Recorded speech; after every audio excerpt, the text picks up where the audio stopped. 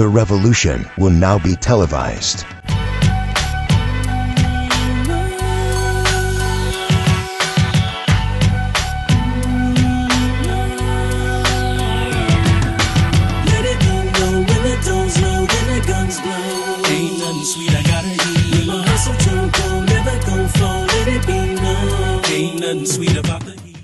We are live on the set for another exciting episode of the Delgados podcast. Today, I have one of one with me, a true fashion icon in his own right, a legend in the game of street culture. And I say one of one because there's never been another Puerto Rican who has had the impact that he has had on urban fashion. And when I introduce him, you will understand exactly why I'm saying this. Ladies and gentlemen, without further ado, I present my brother, my friend, the living legend, WiLLIE ESCO. Yo, what's up, Willie? What's up, sir? Love that intro. Yeah, nah, listen, well deserved. I gotta put that. You know, Sway did a good intro for me back in the day too, so I gotta make sure I use that. Nah, say less. This one is well deserved, and we're gonna get right into it. Yeah. I know WiLLIE ESCO now, spanning I would say over 30 years. Oddly enough, what people don't know is when I was a new artist and I had got signed to Warner and we dropped our first single. Our first two singles, WiLLIE ESCO was more than kind and generous, and he made the clothing for those two videos, and he made me one of one outfits. Wow. And you talking what, man? You talking early 2000s? You talking 2003, 2004? Yeah, you refreshed my memory on that. I know that I made it a point when I got into fashion to not gatekeep or to be always lead with humility and also be welcoming, because I didn't experience that, and much like in my as a young child, you want to do things differently that maybe your father didn't do. You want to do it differently with your child. Sure. And everyone in fashion, if I had the moment in the sun, I want to make sure that I did not come off like an a-hole or like I was this superior being who was I didn't like better that. than the rest. Yeah, I didn't want that. I didn't want that to be part of my legacy at all. Basically, you found it important to make sure that as this fashion designer and this influencer, you were also a man of the people. Tried to, my best. Say less. Listen, I can attest to it. Like I said, WiLLIE. I'm glad. And we met through one of your friends, one of my friends, fantastic, amazing artist. If you don't know about him, his name is Richie Bravo. He creates amazing works of arts. Yeah, Mr. Bravo, you got to get him up here. Yeah, man, amazing artist in his own right. Shout out to Richie Bravo. Richie was the one who took me up to WiLLIE's office and introduced us and actually initiated that entire transaction of me getting the clothes made by WiLLIE for the video. WiLLIE, you've had an amazing career in fashion. And the other day I had one of your colleagues up here. Yes. I had April Walker up here. Yeah, I saw. I know you and her are good friends. Tell me about that. We're not, I didn't know her. Right. I just knew of the brand. Correct. And when I got to know who she was and she welcomed me as I make sure I welcome people too, but getting to know her as she's a mentor, I would say, and she didn't even know it, but there had to be these first movers. There had to be source codes in our culture. A blueprint of folks doing it. I was going to be a blueprint in terms of being Latin, right? What she did as a female was, crazy. Groundbreaking. Yeah, it was groundbreaking. And the reason why I connected with her is because I say, if I ever do my clothing line, I'm gonna do a WM, and it's gonna look like. And then she had the WW, and I was like, oh, who's this person? And I thought it was a guy. I always thought it was a guy, but when I found out it was April, and how beautiful of a soul she was, I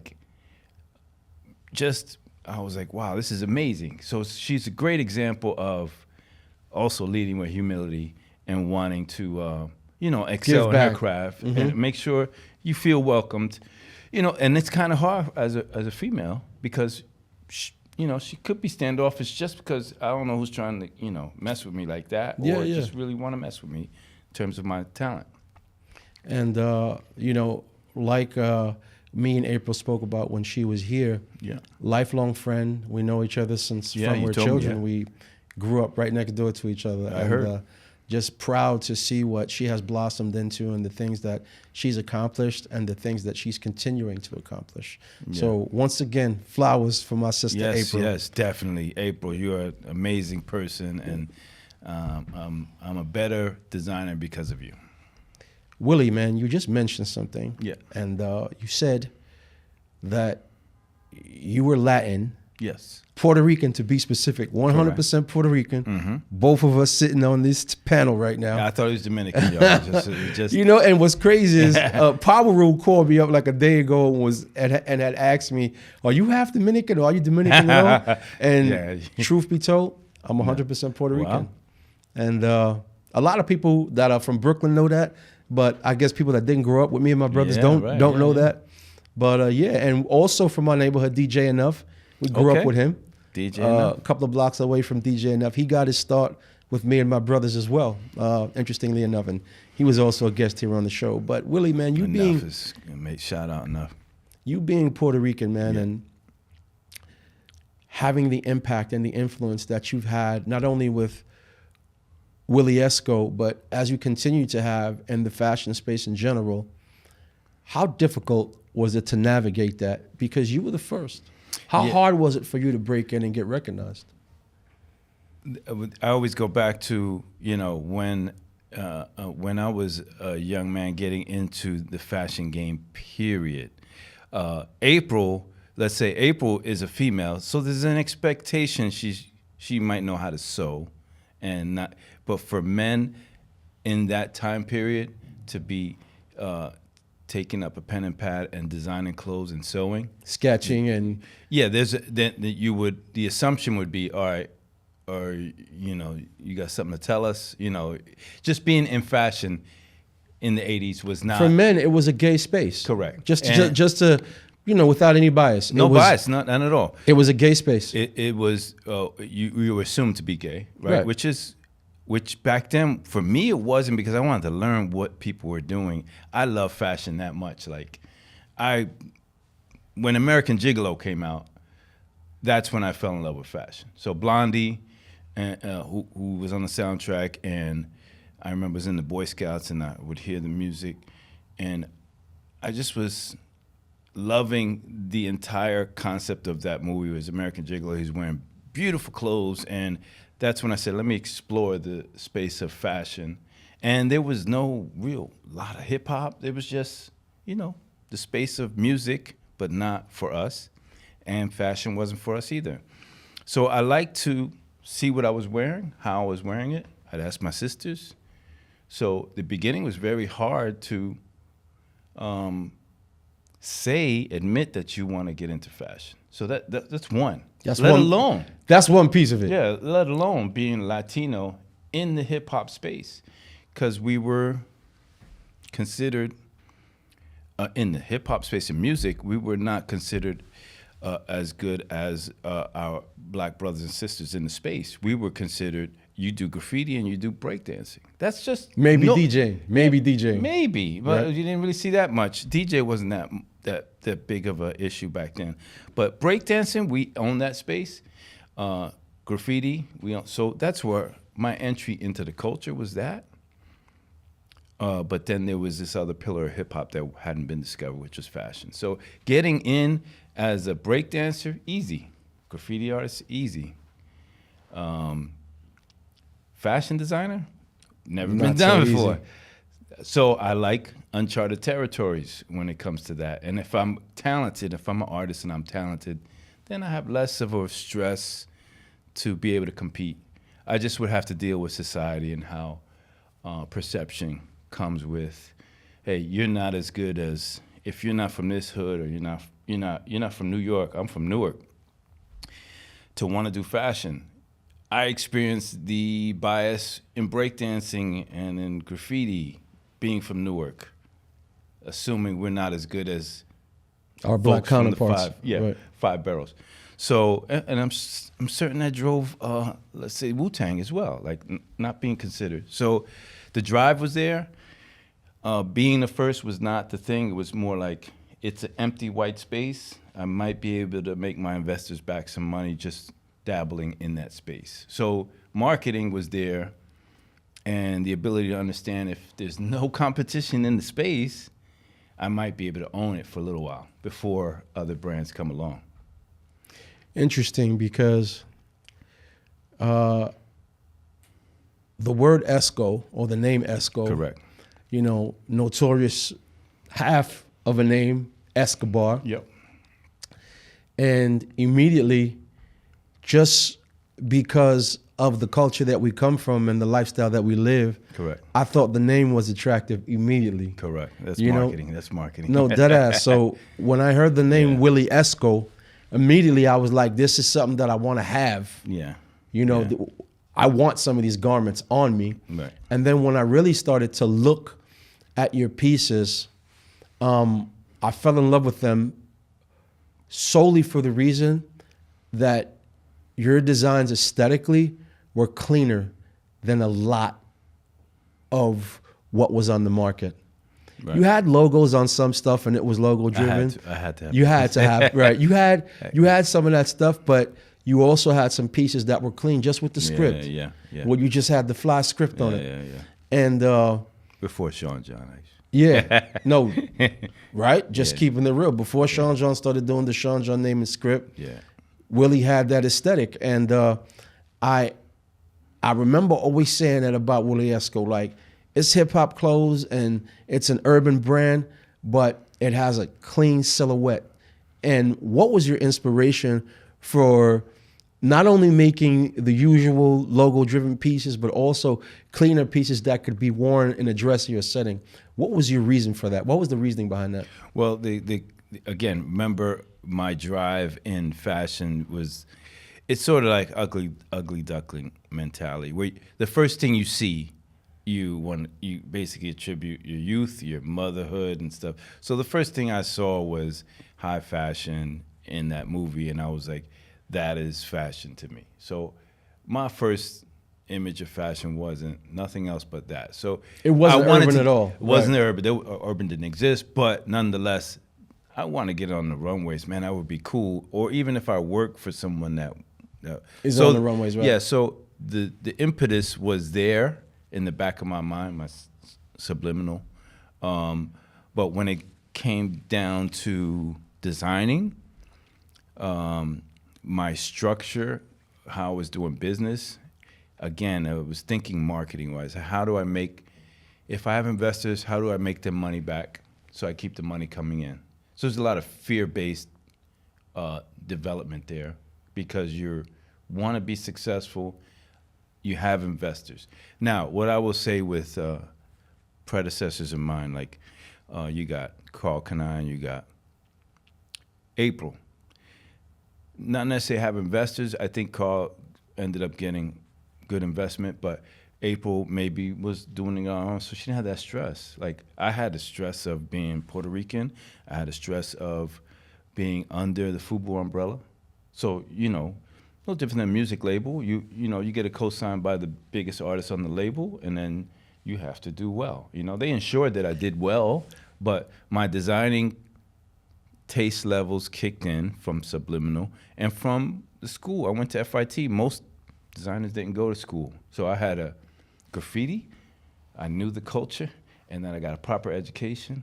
And from day one, I wanted to be in fashion. So all that stuff It's a lot of levels. Kicked in naturally. It's a lot of levels right there. And when you would go travel to Europe, you know, we go around the world, and I'd see things differently than my counterparts at FUBU. I wouldn't want big logos. I want little logos. I want, you know, cleaner lines, smaller sizing. Yeah, I would be fascinated by the way they design clothes overseas. So I try to add that. I mean, you can go on eBay and check out some of the designs I did. A lot of denim I did was interesting. Again, diesel was hot, so I looked at a lot of diesel, energy, replay jeans, and a lot of inspiration came from wanting to learn how they were doing business. So when you talk about your predecessors and people that came before you, me and April Walker mentioned the great Miguel Navarro. Yeah. I don't know what your exposure to his history is, but what I can tell you is he was 100% Dominican, Brooklyn born and raised. You know, if you look at Miguel's pieces and the work that he put into the world, for him to get assassinated at such a young age, his influence was powerful. Yes, yeah. He also, like you, Like a Virgil dynamic there. He was very early with that with that type of it's aesthetic. mythical for me it was I heard of Miguel like, you know, one word understood like Prince, like you understood what he was doing, and I want to get that type of notoriety, right? But it's you April and them were running in different circles. I was looking at how they were running in circles, and I'm like, yeah, Miguel's got it popping. And I was looking at other artists too. I was looking at Patrick Kelly, Byron Lars, Stephen Burrows, especially Stephen Burrows from Newark. And you know, he basically they went to Paris and they ended up winning the Paris competition over the Parisians, which they were highly upset about. But the history of fashion includes all these types of folks that come before you, make noise, and organically that energy flows into you if you're connected to the zeitgeist. You know what I mean? You're just gonna. That was a great way to put it. Yeah. If you're connected to the zeitgeist, you're gonna pick up on some of that drip. Yeah, you automatically will. You know, so April was flowing through me. You got Miguel flowing through me. Definitely Patrick Kelly. You got anyone that was at FIT. Calvin Klein had, was on fire.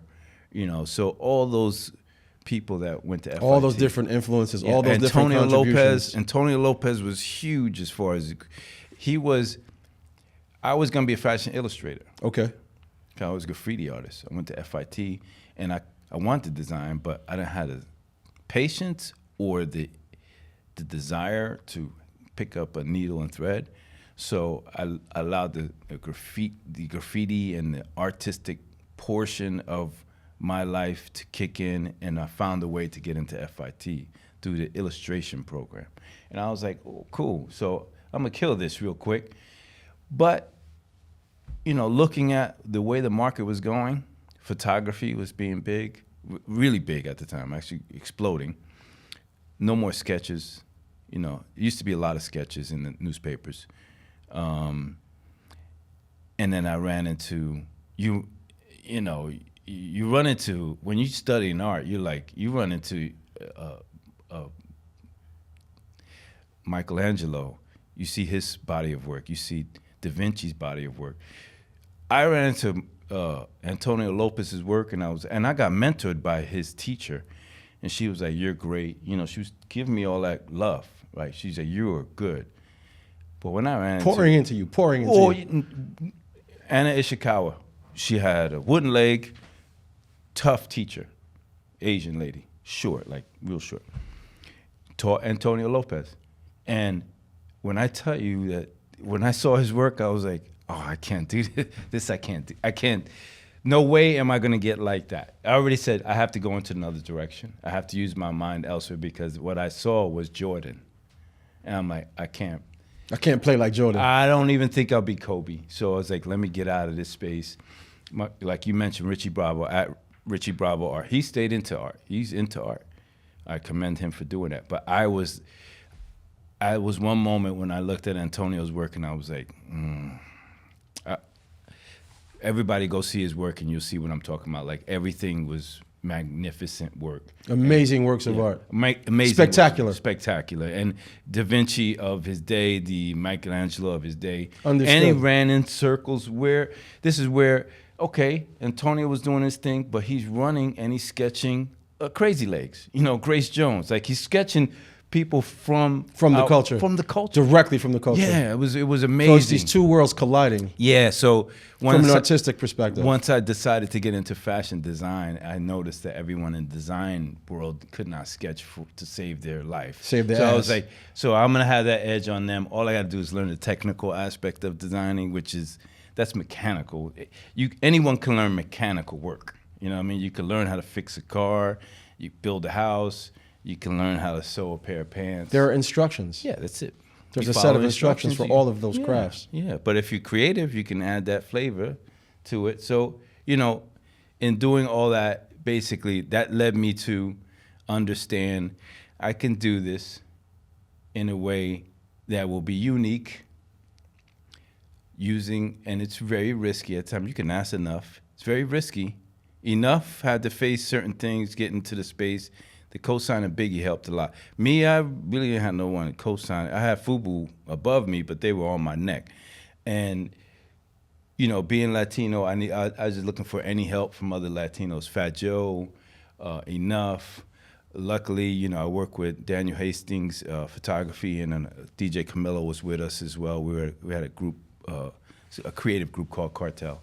So, you know, it was just getting into those spaces, recognizing opportunity, collaborating with people that were peers. Yeah, being open-minded. It was just a unique time, but it was scary for me because, you know, it's all those things. I didn't check a lot of blocks. You know, there's a lot of things I didn't. I was from Newark. I was, you know, Puerto Rican, so it was tough. Tough, but I love what I do, so, you know, I'm gonna find a way. You know, that's what the culture teaches you. It showed. I mean, you had huge success with the brand WiLLIE ESCO. Yeah. And when I think about that name, ESCO, and I think about one of my favorite artists of all times, one of my favorite MCs of all times, just one of my favorite creators of all times, Nas Escobar. Yes. You know what I mean? Nasty Nas, however Yes. you want to label him. Yes. One of the greatest MCs to walk the face of the earth. Yes. Either 1, 2, or 3, however you label, right? Yeah. However you label them, everybody has their favorites. But, you know, how did the collaboration with Escobar come about? How did the collaboration with Nas come about? Because to me, it just makes sense. That's Nas Escobar, WiLLIE ESCO. It just kind of made perfect sense. How did you put that together? It happened organically as well, and it was a moment in time where, again, like I mentioned, I worked with Daniel Hastings. He had just did some work with Nas. I'm not sure what, and he had connections to certain rappers, you know, Fat Joe. So I was exposed to rappers in their early days. Where their beginning stages. Their accessibility was much different than what it is now, right? Sure it was. Yeah. So fashion back then, they also didn't have the money that they have now. So yeah, they were eager, willing to wear anything, willing to, you know, work with anyone, and we were all in the same space trying to figure out the next step. You know, 5-10 years of our exposure in the space. So for Nas, when I started the brand, thought process of, again, educational thought process. Okay, you got to think about branding and you have to think about legacy. Assume you're going to be successful. A lot of people go into this designing and they don't really tell themselves, I'm going to be successful. They just, I'm going to make money. You know what I mean? I am going in to create a legacy. I'm going in to be successful. What's that look like in 5, 10, 15, 20 years? Does anybody know, other than Russell, who designed Fat Farm? Who were the names behind Mecca? All the brands that meant something to me, right? So a generic name was Tony Shellman, Shaka Wilson. Yeah, we know them, but you know, do I want to hide behind a generic, Ebonic phrase? That's one. Legitimately, like, do I want to hide behind that or not? Or do I want to be an April Walker? Do I want to be a Carl Kanai? Do I want to be Tommy Hilfiger, Calvin Klein, a Ralph Patrick Lauren, Keller, right. Ralph Lauren? Shoot for the stars. I'm gonna call it what it is. And now, what is your last name? WiLLIE Escobar Montañez. Oh, Montañez. Okay, Right, good. so, That's what I thought. Yeah. I thought it was Martinez. It's not Martinez. No, it's Montañez. Okay, gotcha. So there's a WiLLIE Montañez play for the Mets. There's a WiLLIE Montañez artist. So I had to sort of dig in the crates and find our heritage. There was an Escobar in there. So I dropped the Montañez, did the WiLLIE Escobar. First, no investment at the time, did the WiLLIE Escobar, because I'm tapped in. I know Nas is bubbling. Popping. Not popping yet. This is early. Now, I'm exposed with Daniel Hastings. I'm doing a lot of photography. I know who's coming, who's not. I work with Fat Joe for a little bit. And I know, like, I need to get sales by using the slang of the day. And the way Nas used it was so clever. And I was like, witty. Just so happens he's using Pablo Escobar. So I think I have a right to use the name if it's actually in my heritage. So that's what I did. I was like, let me tap into that. At the time, there's 2 Dr. Dre's. It was one on MTV, and it was. So I think precedence has been set. 2 people can use the name at once, right? His good friend Ill Will passed away. So I think there was going to be enough there to generate interest for a purchase. That's marketing, you know. So that's where I thought, let me leverage this right now, and then I'm going to reach out to Nas. If it gains momentum, I'm going to reach out to him. In the very beginning, it was very localized product, you know, graffiti, you know, street signs or whatever. And once I got more funding, then it became time to reach out to him, you know. So story around that is kind of funny, but nonetheless, getting to Nas was much more easier. Back then, of course. Back then. And people back then were honored to wear any one of the culture's product. Especially if it was fly. Yeah. The thought of, wait, you made this and it says something that I know that resonates with me. That resonates with me, but people on the outside won't know. So it was just clever marketing, and I used that to my advantage. Time and opportunity met at the perfect place. So with Nas, the funny thing was I started it, and when I got investment, the investment part came in. I had an initial investment, small investment, that I managed to get out of. When I got basically met my other investors who were backed by Samsung. So the way things were structured back then, guys, you needed a financial arm, and a lot of the investment in our brands were experiments from established seasonal brands, let's say that. So if you were a leather company, you're doing business during the winter, summertime is dead. You got to pick up another thing to do to build business all year round, because rent for them was all year round. So they would do leather in the winter, swimwear in the summer, right? So they have this balance of business.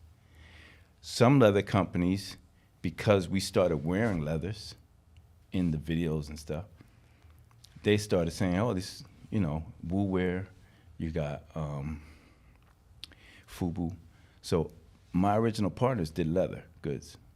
A lot Cross colors, which is precedes those 2. Yeah, and then you got Comet, who backed Rockaware. So a lot of leather goods companies wanted to invest in these experiments. It's a little investment. If it blows, it blows. So my original partners, 2 brothers, they had Samsung financing for their leather company. That's really good to have financing by Samsung, by the way. It's just like having a platinum card. And they took a bet on Damon John, Shark Tank, FUBU. And they went, you know, it exploded. Took off. Right? Took all so that's one brother partner. The other brother, and like you, they were savvy in connecting LL Cool J to the brand. Well, LL was cool with Damon. The way that you connected Nas to they forced me to do that, but nonetheless, I did it subliminally. You know, it's sort of like how COOGIs are, you know, automatically connected to Biggie. Same concept. So what I did was I wanted the Escobar moniker. Also, I'm in recovery, so I'm 32 years clean next week. And in recovery, let's be clear, from alcoholism? No, alcohol, all drugs, alcohol and drugs. I'm not a heavy drug, but smoking weed and doing all other stuff. So I had been 2 years into getting my life together. My father passed away, and I was pretty clear-headed when it came to these moments where I have an opportunity. I had a 2-year-old son, and I wanted to. These choices, it's pretty mind-boggling when I look back. I had a choice to make, you know, like, do I go with these investors who saw me as, like, the Latin FUBU, because they had FUBU already. They were doing incredible amounts of money. You know what I mean? They were showing me things that I couldn't imagine. I was a small operation myself, sewing everything myself, and I saw what they were doing. I was like, I want to figure out if I could partner with them, and they wanted to do it. You hit certain roadblocks. So I'm Latin. Now, when you say roadblocks, you hit certain hate. Like, do you feel like them as the big brothers of the operation? I would say it's competitive hate. Okay, but so listen. It's competitive hate. One, you got hate is hate. Yeah. Were you experiencing hate from either Jay absolutely. or Damon, or any one of those dudes? I love all of them. Or all those collectively were sprinkling little drops of hate. Well, someone comes into your backyard, you're gonna hate.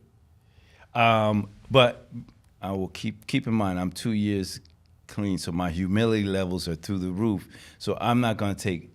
I see what that is, Dame. You're protecting your space. Cool, bro. So there was two brothers. There was one brother back in FUBU. The next brother sort of got insulted a little bit. He's like, oh, I'm gonna back you. But the brothers were partners. They were sharing everything. So I'm gonna back you. I'm like, and then the FUBU guys were like, no, you can't do that. It's like, I don't have no contract with you. I could do it. So they fast-tracked I was supposed to come up under FUBU. I was supposed to learn under them for a few months, a year. It actually fast-tracked everything. Right.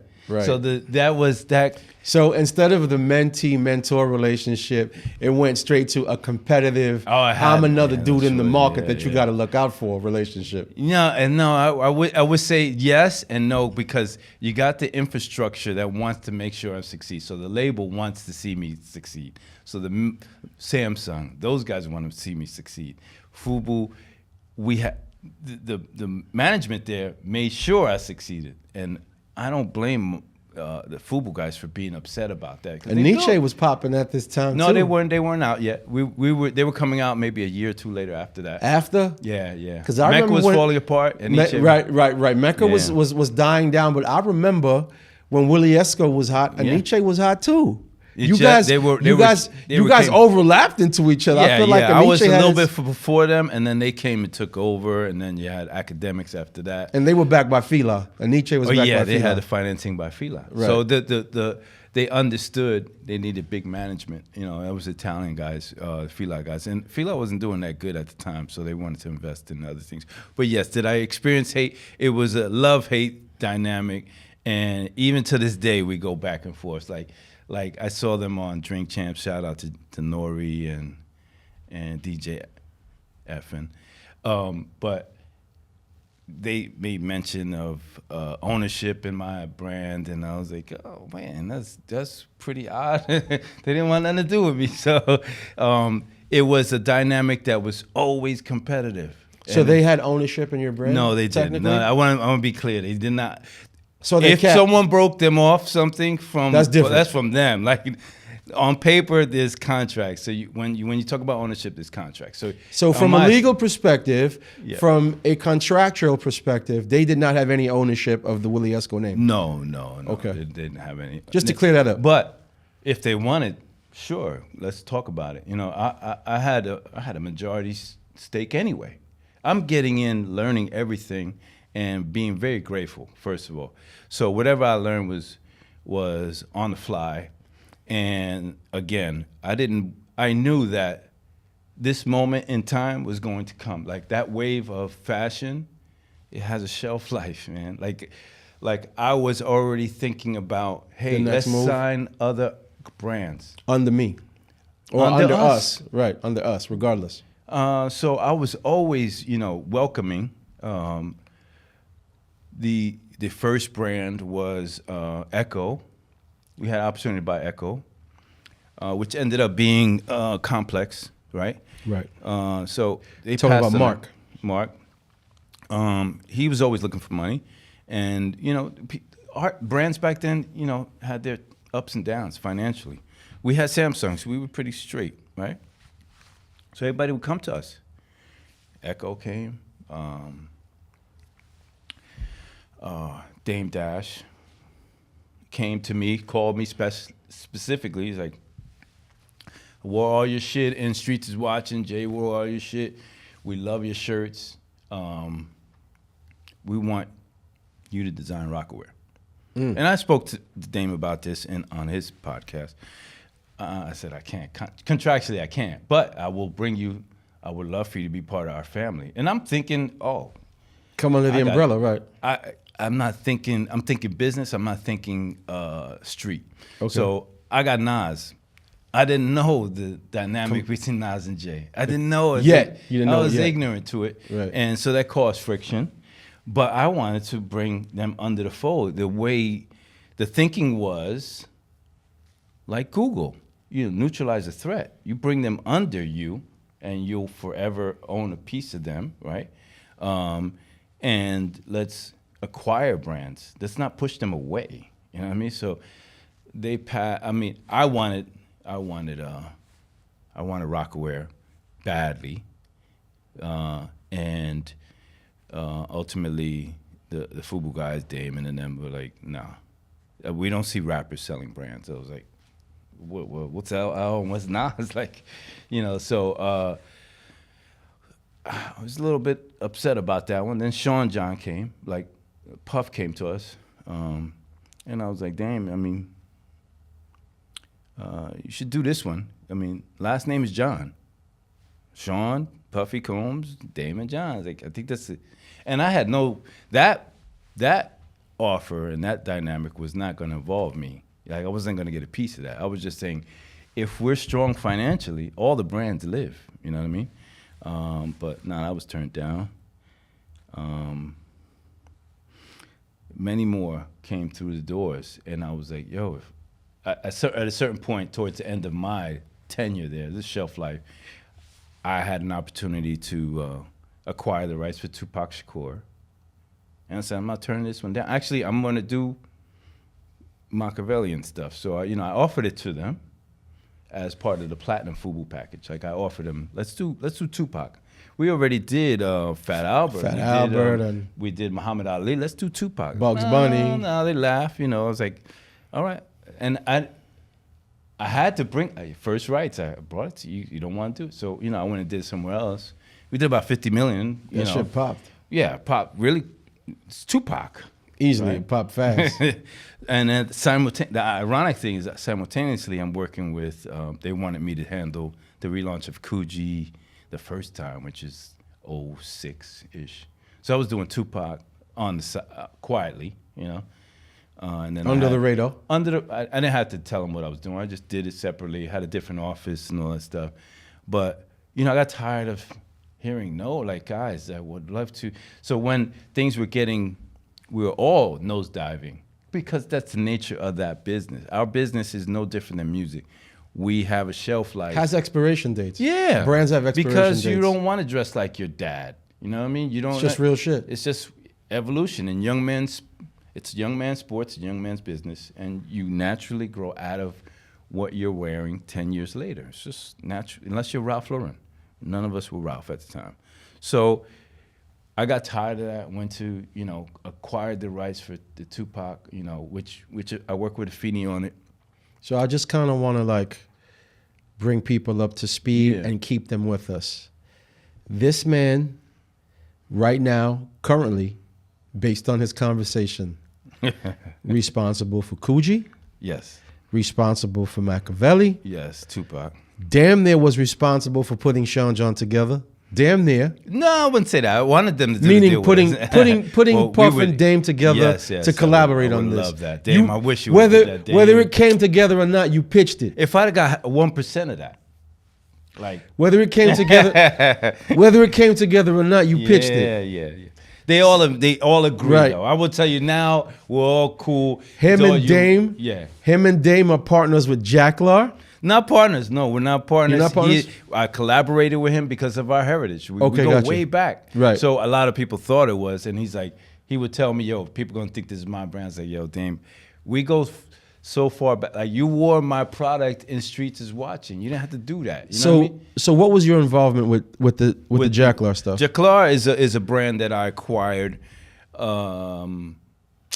2018, 2019. Now It's your brand. my own 100%. You own it 100%. Yeah. You're not sharing the IP with anybody else. No, I mean, it's in Europe and it's in China. No, it's Europe and Korea. Okay. So you have distribution channels. Sure, of course. Right. So you have, but it goes back to, again, my youth. This is a brand I saw as I played basketball. I was a basketball player, and I was on a team, St. Benedict's Prep, which is a good team now, but back then we played Eastside High, Patterson. The entire team was wearing these JACLARs, right? Now, coming from Newark and playing at Patterson, every hood has a look. These guys were wearing all JACLARs. And I'm like, I never seen that shoe in my life. That's a pretty dope shoe. People were like, don't stare too hard at them because you're going to get jumped in the locker room. I was like, oh, okay. I didn't know that. So when I saw the shoe in 81, it's the last time I saw it, right? You saw it at that game? I wanted to get it. I wanted to find out where I can find it. Look, from a distance, it looked like Jaguar, but it wasn't. And then only come full circle when my son, 2013, says, Dad, I wanted to get into footwear. I want to get in the footwear space. And I felt ashamed that I did not know the amount of people I know in fashion and footwear. So I decided to, take a detour, what I was doing, and dive deep into footwear. Why? Because I need to, be able to walk him into the space at least. He's gonna eventually know way more than me in fashion. But the fact that I didn't know about the space, I felt like that was a weakness that I did not look to sort of make sure I prevented from not being able to be taken advantage of. So I had license deals with footwear, but I didn't know what it was all about. So I felt like learning about it, and at the same time, I get to protect my son. So I was relaunching Etonic footwear. It's the first footwear brand ever. Is that also your brand now? No, that's not my brand. I was helping my partners. Okay. My partners, we're still cool. Everybody's cool. Damon, all of us are cool. But it's like my fathers. So we always go back and forth on investment, developing brands. So at the time, they bought Etonic. So I was like, how do I help my son? I was like, I make sure they want me to help them with Etonic. And I did a 2-for-1.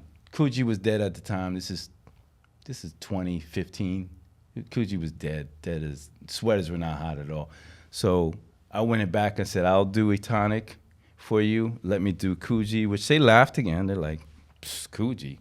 Whatever. Okay. Right. They're like, whatever. No different than, hey, you should buy Echo. You should, but no, I was like, all right, but you guys always do this. Like, just give me an investment, I'll get COOGI off the ground. So 2015, I relaunched COOGI, but I'm also working on Etonic. And while I'm doing the research for Etonic, I watched a 30 for 30. John Calipari, go watch it, y'all.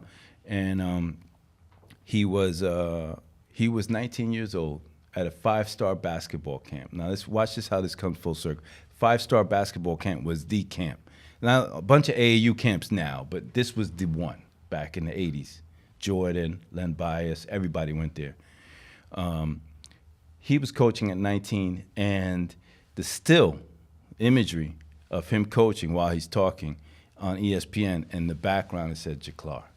So the JACLAR sponsored those camps. Automatically, my business kicked in. It's like, all right, I don't own Etonic, I want to own this. So I went and did the footwork to get that brand, because it had personal, sentimental value to me. Like, I didn't get a pair of those. Right. And I was like, I'm getting into footwear. Automatically, it's like fast forward. It's like, oh, this is cool. I want this. I gotta have this. I went off Etonic. I was like, whatever with that. I just went head forward with acquiring the brand, and in doing so, I'm actually going to launch 60th anniversary 5-star with them this summer. So 5-star basketball camp is still around, but nonetheless, I was able to get the brand that I didn't get a pair of.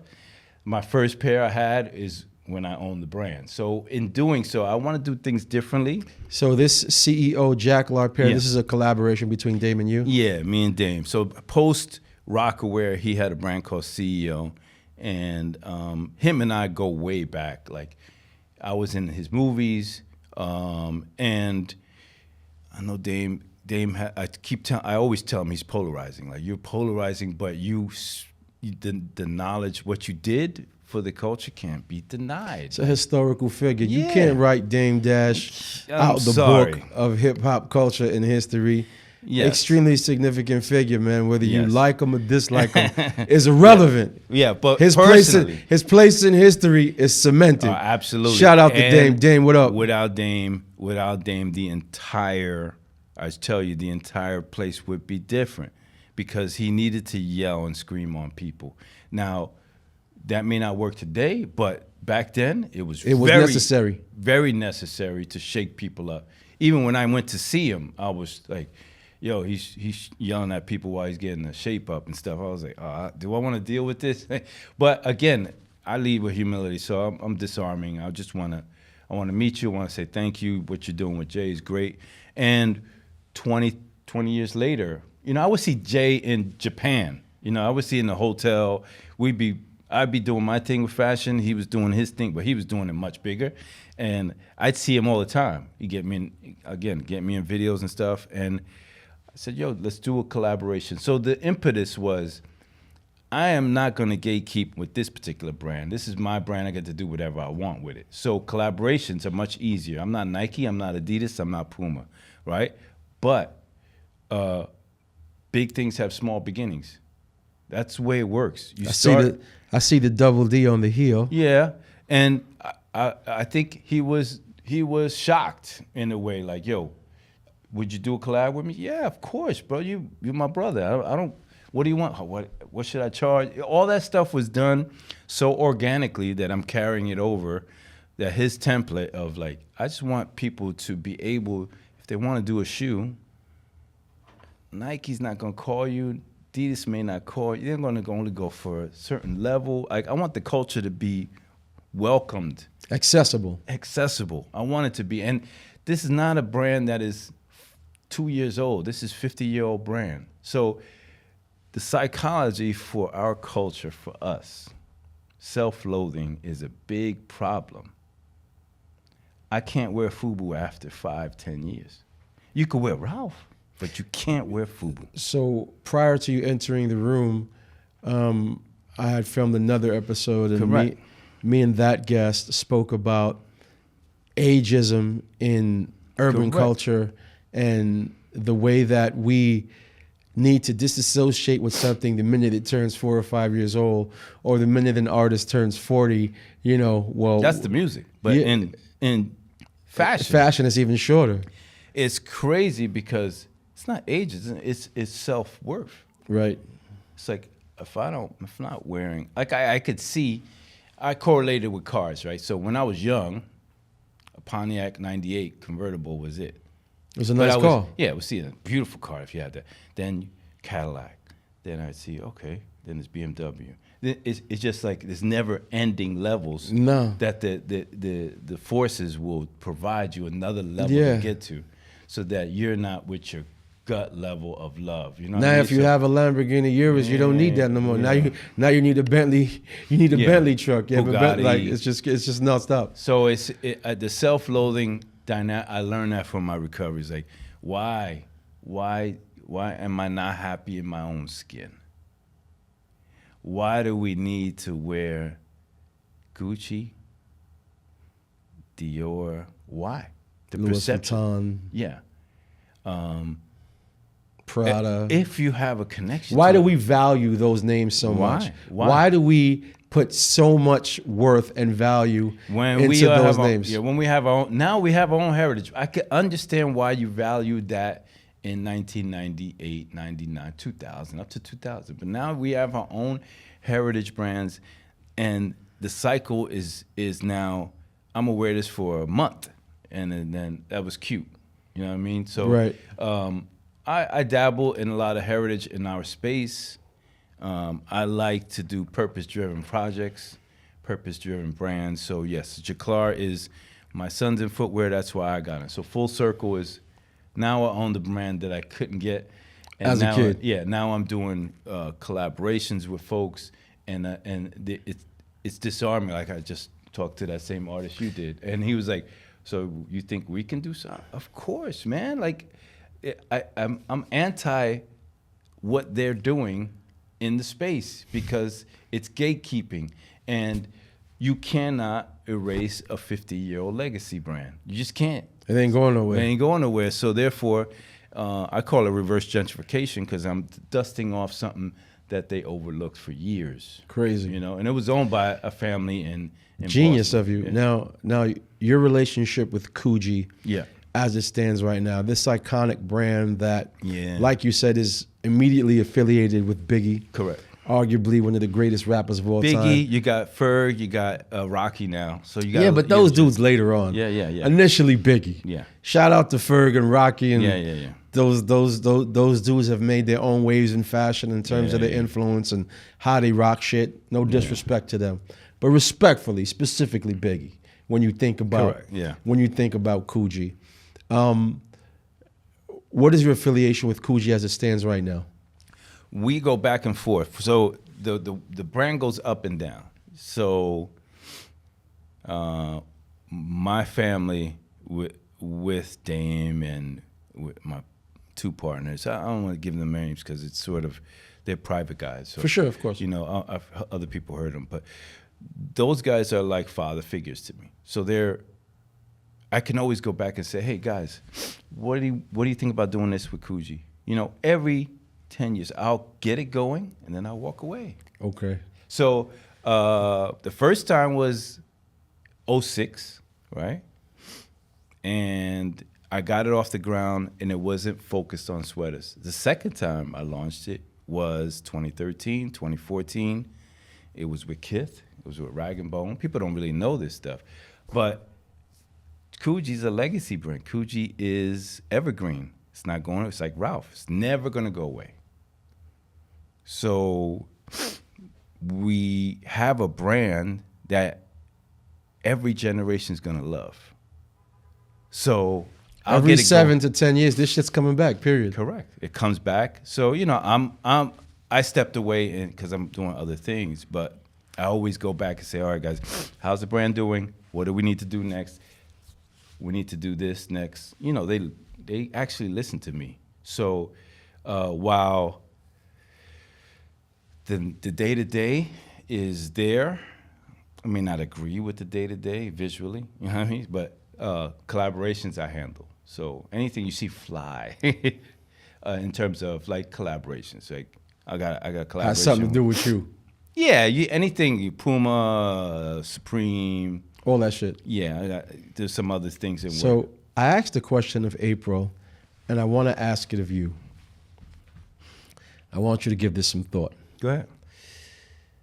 If you had to name a brand of a younger designer that's, would you say, resonating now with the culture or has resonated in the, recent, years or is still resonating, what one brand would that be that you look at and you say, you know what? I like what this brand has done, and respect to this kid. If you had to name one brand that you feel is making waves right now in the culture. And it could be in the recent past as well, like in the past 3 or 4 years or now, whatever. Brand that I would buy. Not only that you would buy, that you...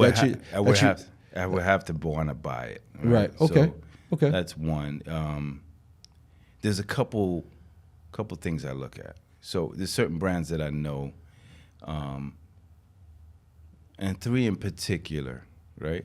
So you have, and it goes back to my background. So you have my early beginnings in apparel were visiting the Union store, right? And Marianne and Supreme owner. They separated. He created Supreme. That early history and them separating led to Chris starting the Union store in LA as an intern. I think he started, and then now he owns Union, right? So to me, when I go to LA, I got to visit. You got to pull up. Pull up, see what he's got. I probably won't buy nothing. I'm setting my ways in what I like to wear. I don't like to wear much. I like to wear my brands now. But that's retail, right? Then you're talking about someone that really knows their stuff. Mm-hmm. I haven't met him. Mm-hmm. Teddy. Amélie Andor. Okay. Was phenomenal. Is what he's doing is phenomenal and continues to do it. And he's creating his legacy brand in front of our eyes, right? I actually would buy that stuff. Do you have any now? No, I don't buy it. But I would buy it. I go into the store. If I go into the store and want to experience what the vibe is, then I like it. Okay. And, of course, got to go with Angelo at a wake because he's Colombian. Richie's Colombian, right? So my heritage, a lot of people that put me up and said you could do this with Colombians' culture. It was Colombian culture, like Rich Bravo, DJ Camilo. You got those guys like you could do this. Like we're part of the culture too. So that for me, seeing that happen. Shout out to Camilo. Yeah, Camilo, what's up? And Angelo at Awake. It's just natural progression of things. So I have to see it in those sides. I can't just pick one because retail is one that helped my experience. Like now when I go into retail, it doesn't feel like Union to me, then it's not a good retail experience. If it doesn't have a cultural connection, like Willie Chavera right now is on the Mexican side. My Joker brothers who did Joker back in the day, what they did at Joker brand back then led to what he's doing. Mm. East Coast, West Coast. So you have now you have the baton in Angelo's hands. Like he's leading the way. And he comes from that supreme ilk of DNA. You know what I mean? So it's not just one brand. I think it's like 2 or 3. Okay. Now here on the table, this is interesting to me. Oh yeah. You. Oh, I have something to do with that too. And I don't want to skip over this because this is. You had your boy the last show I saw Power Rule. Power Rule, right? Yeah, shout out Power. I haven't met Power Rule. This is important. Yes. Again, everything's purpose driven. Yeah. All the brands that I do are purpose driven. I want to talk about these low life pieces we have on the table. Yeah. What is your affiliation with this?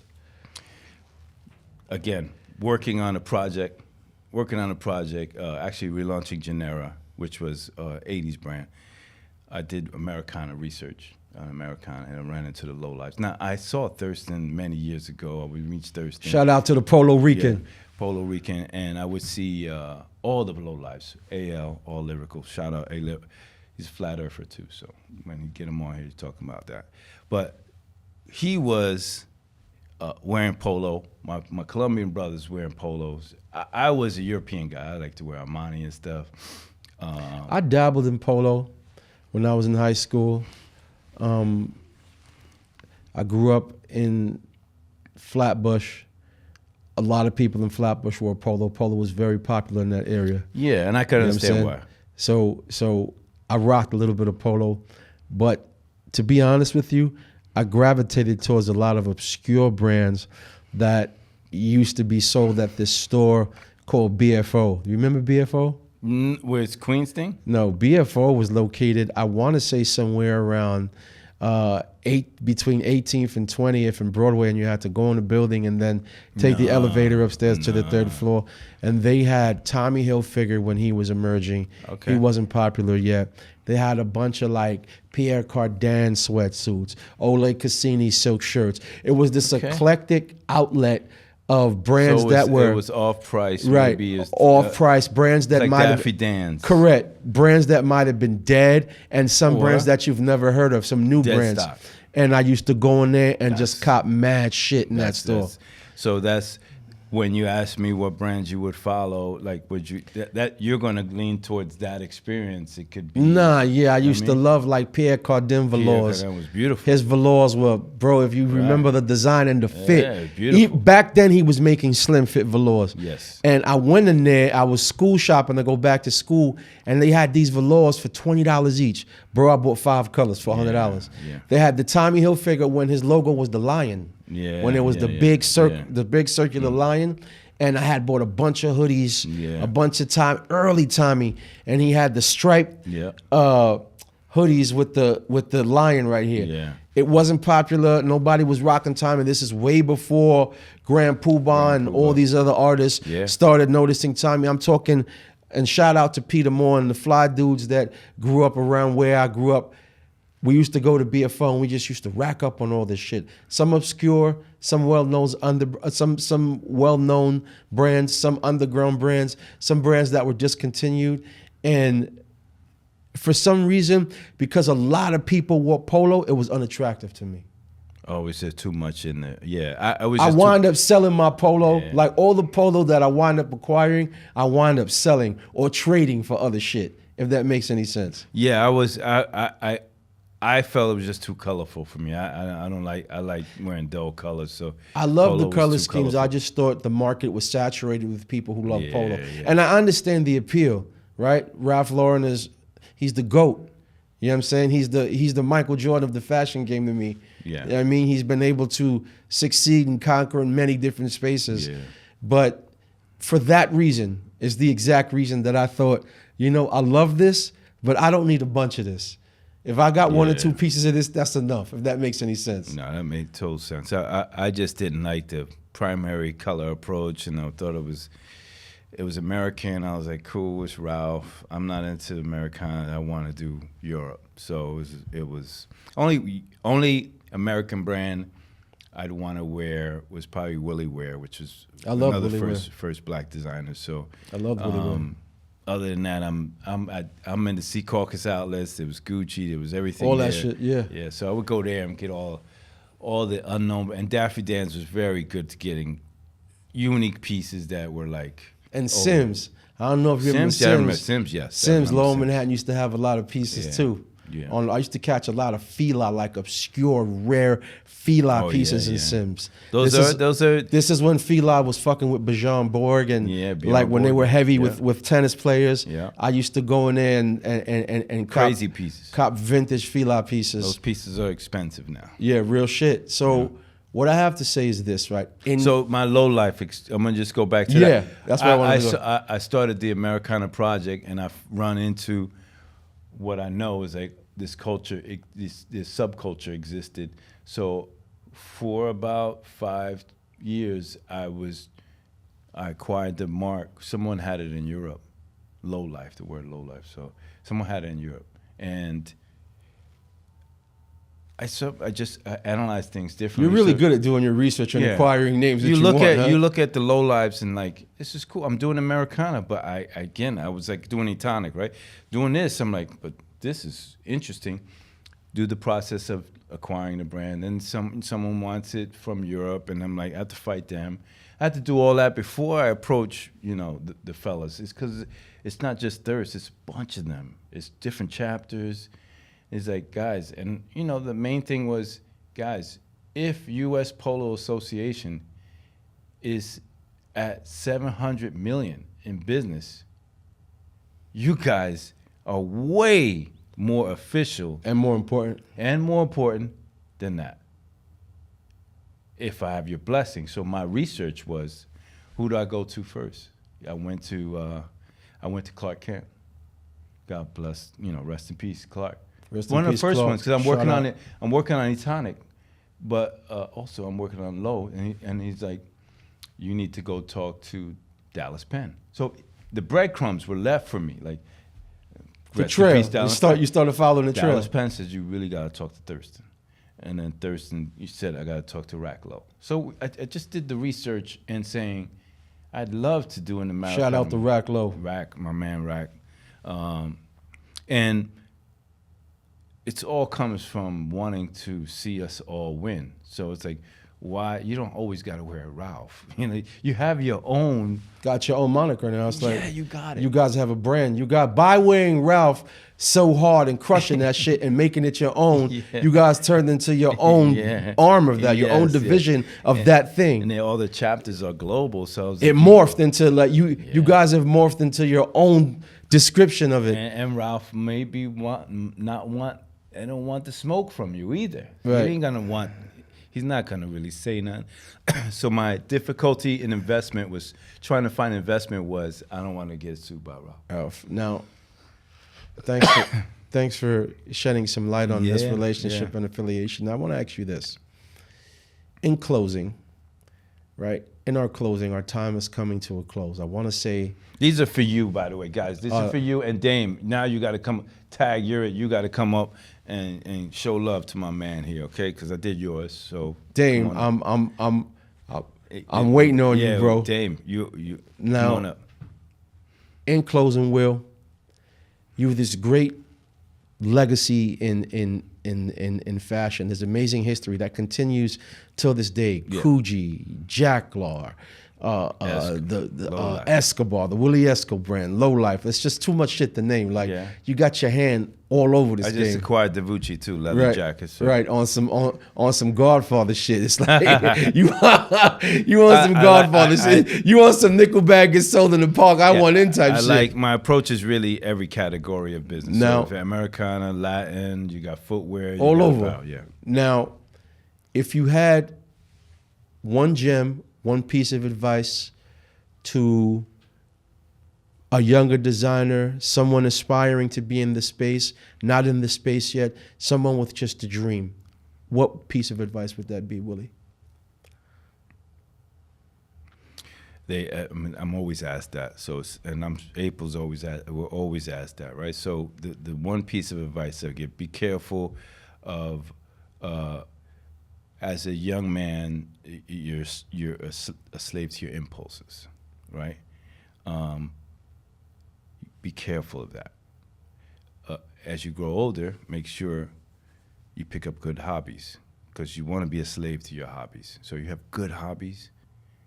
You keep, you do what you're supposed to do as a human being, but if you have good hobbies and good habits, that's what you want to become a slave to, because those hobbies are going to generate income for you, no matter what it is. You hear this, Jay? Could be music. Do you hear this? Do you hear what he just said? This is advice that I give to my young partner, to the young Jedi behind the equipment right now. I always say your habits will dictate your success. Yeah. Your habits and your level of discipline will dictate the kind of success that you see. If you lack discipline, success will surely evade you, my friend. Yeah. Dead ass. Willie, brother, it's been such a blessing. All this on the table's for you. So I appreciate it, man. He's so nice to give me this plug throughout the whole show. He didn't have to do that, but it's better than having a blank table. So nah, I moved over my other sponsors to make sure that you were here. I appreciate that, man. Before I close, I just want to say shout out to Jack Turner watches. I'm wearing the Jack Turner Mahako. You can go to www.jackturner.com and use the code JACK20 for 20% off site-wide on any timepiece of your choice. Jack Turner watches, 100% Swiss movement, beautifully designed, masterfully crafted. Jack Turner watches. This has been another amazing episode of the Delgados podcast. Once again, thank you for tuning in. See you next time. Damn, Willie, that shit was fire.